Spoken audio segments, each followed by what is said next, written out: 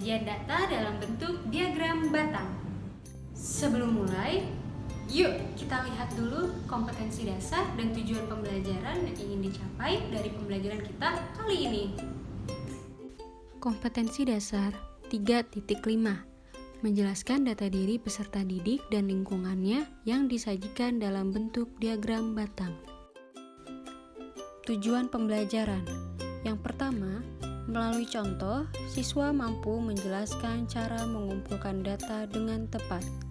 Yang kedua, melalui penjelasan dan contoh, siswa mampu menjelaskan cara menyajikan data dalam bentuk tabel dengan tepat.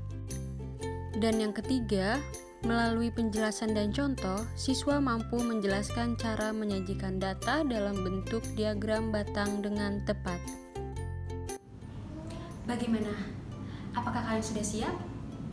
Pastinya kalian sudah siap ya? Yuk, kita mulai! Sebelum mulai, Ibu Eli ingin membeli beberapa permen. Namun jangan lupa untuk tetap menjaga protokol kesehatan dengan memakai masker.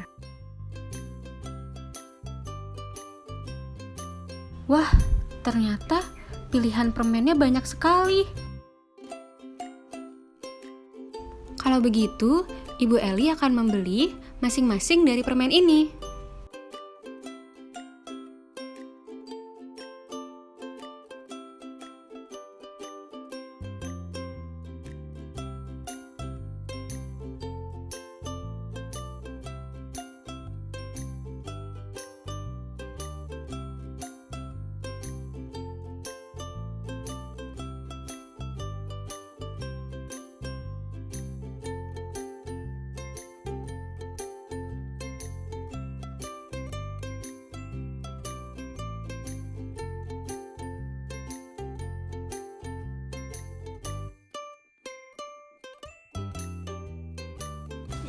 Makasih ya, Bu.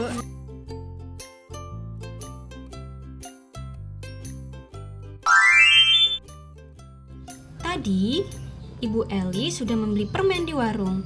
Kira-kira permen apa saja ya yang sudah Ibu Eli beli? Kita lihat yuk. Tara. Yang pertama ada permen Kiss. Selanjutnya permen apa lagi ya yang Ibu Eli beli? Wah, ternyata ada permen Kopiko juga loh. Permen selanjutnya adalah permen Mentos. Berikutnya ada permen Alpenliebe. Permen yang terakhir apa ya kira-kira? Tara, permen yang terakhir adalah permen Sugus. Dari kelima permen ini, adakah salah satu permen yang kamu suka? Jika ada, Ibu Eli ingin tahu, tuliskan di kolom komentar ya. Nah, sekarang kita akan menyajikan data permen ke dalam bentuk diagram batang. Tetapi sebelum itu, kita akan menyajikan data permen terlebih dahulu ke dalam bentuk tabel. Bagaimana menyajikan data ke dalam bentuk tabel? Yang pertama, kita menggambarkan baris sesuai dengan jumlah permen yang ada. Karena di sini jumlah permen ada 5, maka kita menggambarkan baris sebanyak 6 dan kolom sebanyak 3.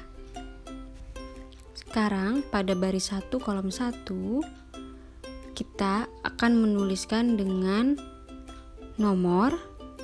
Kemudian pada kolom 2 baris 1 tuliskan dengan nama permen. Dan yang terakhir, pada kolom 3 baris 1 dituliskan dengan banyaknya permen. Selanjutnya, kita isi kolom nomor sesuai dengan banyaknya permen, yaitu ada 5. Selanjutnya, kita isi kolom nama permen sesuai dengan data permen yang ada, yaitu Kiss, Kopiko, Mentos, Alpenliebe, dan Sugus.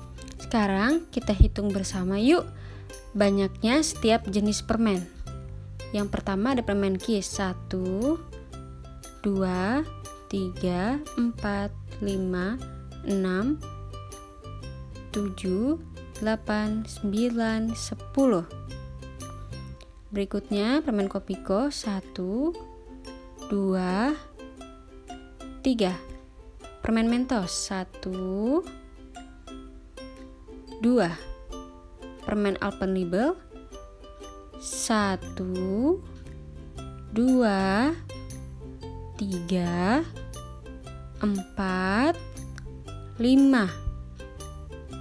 Permen Sugus 1, 2, 3, 4, 5.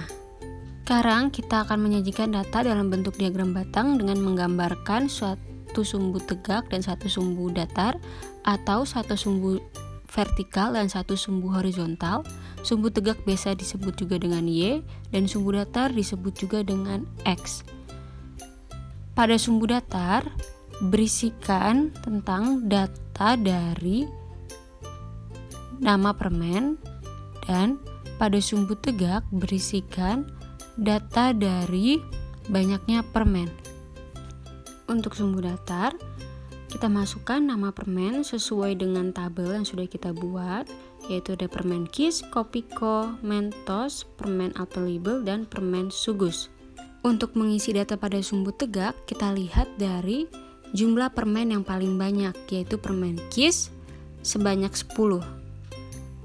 Dan yang paling terkecil adalah permen Mentos sebanyak 2. Oleh karena itu, kita mulai dari yang paling sedikit ke yang paling banyak, yaitu dari 2 ke 10. Kita mulai 2, 4, 6, 8, 10. Sekarang kita gambarkan batang sesuai dengan banyaknya tiap permen.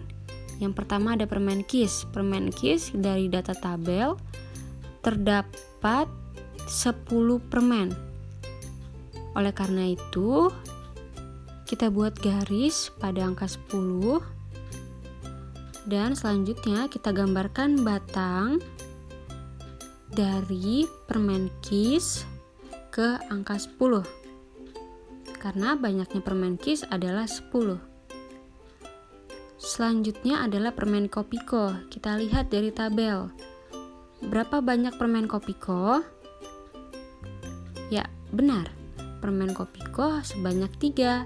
Berarti kita gambarkan garis di antara titik 4 dan 2. Karena di antara titik 4 dan 2 ada titik 3. Kemudian kita gambarkan batang ke titiknya. Dan permen berikutnya adalah permen Mentos. Banyaknya permen Mentos adalah 2. Oleh karena itu, kita gambarkan garis pada titik 2, kemudian kita buat batangnya. Permen berikutnya adalah permen Alpenlibe. Banyaknya permen Alpenlibe adalah 5. Oleh karena itu, kita gambarkan garis kemudian batangnya. Dan permen yang terakhir adalah permen Sugus, yaitu sebanyak 5 buah. Kita gambarkan garis di titik 5 dan gambar batangnya. Informasi yang bisa kita dapatkan dari diagram batang ini adalah jumlah permen yang paling banyak adalah permen Kiss sebanyak 10, dan jumlah permen yang paling sedikit adalah permen Mentos sebanyak 2. Kemudian terdapat 2 permen dengan jumlah sama banyak, yaitu permen Alpenlibe dan permen Sugus sebanyak 5. Hai anak-anak, sekarang Ibu sudah ditemani oleh beberapa teman.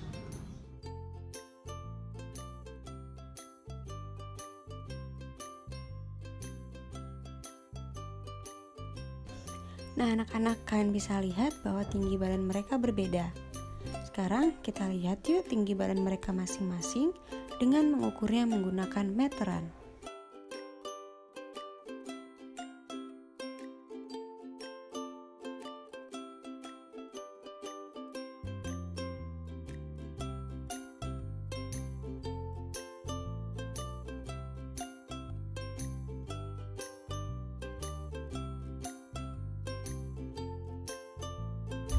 Sekarang dari data tinggi badan yang kita peroleh, kita masukkan yuk ke dalam bentuk tabel.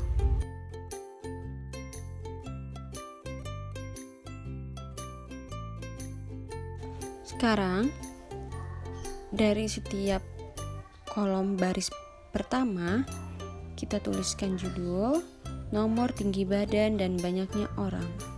Sekarang kita isi kolom nomor dan kolom tinggi badan.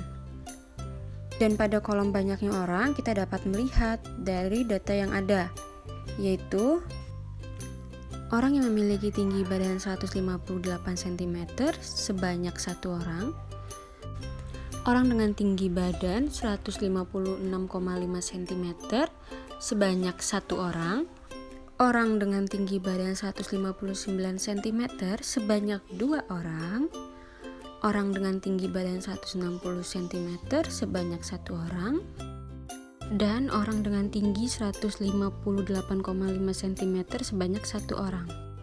Dari data pada tabel berikut, sekarang kita buat yuk diagram batangnya. Pertama, yang harus kita lakukan adalah menggambar sumbu tegak dan sumbu datar. Pada sumbu datar berisikan tinggi badan dan pada sumbu tegak berisi banyaknya orang. Kita masukkan data tinggi badan berdasarkan tabel. Kemudian data banyaknya orang berdasarkan tabel. Sekarang kita lihat banyaknya orang dengan tinggi badan 158 cm adalah sebanyak 1. Kita gambarkan garis dan batangnya. Selanjutnya tinggi 156,5 cm sebanyak 1 orang dan 159 cm sebanyak 2 orang, 160 cm sebanyak 1 orang dan 158,5 cm sebanyak 1 orang. Dari diagram batang ini kita dapatkan informasi bahwa terdapat 1 orang dengan tinggi badan tertinggi yaitu 160 cm dan terdapat 1 orang dengan tinggi badan terendah yaitu 156,5 cm. Bagaimana? Apakah kalian memahami materi dengan baik? Ibu harap kalian dapat memahami materi dengan baik ya. Pembelajaran kita kali ini sampai di sini. Ibu harap kalian dapat mencoba membuat diagram batang menggunakan data yang ada di sekitarmu. Jangan lupa klik tanda like, subscribe, dan klik tanda lonceng agar kalian mendapatkan notifikasi video pembelajaran berikutnya. Jangan lupa juga share video pembelajaran ini ke teman-temanmu agar teman-temanmu juga mendapatkan ilmu. Tetap jaga kesehatan ya. Sampai jumpa.